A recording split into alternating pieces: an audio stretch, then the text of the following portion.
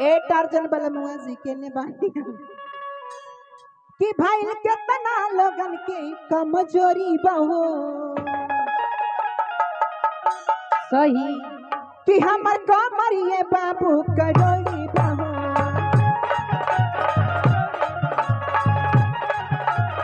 भाई कितना लोगन के कमजोरी बहो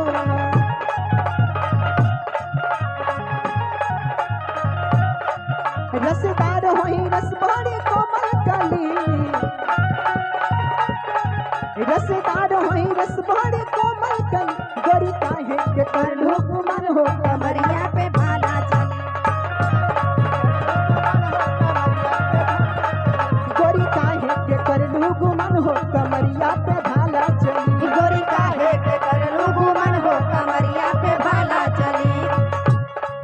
हमर कमरिए बाबू करोड़ी बाबू भाई कितना लोगन के कमजोरी बाहो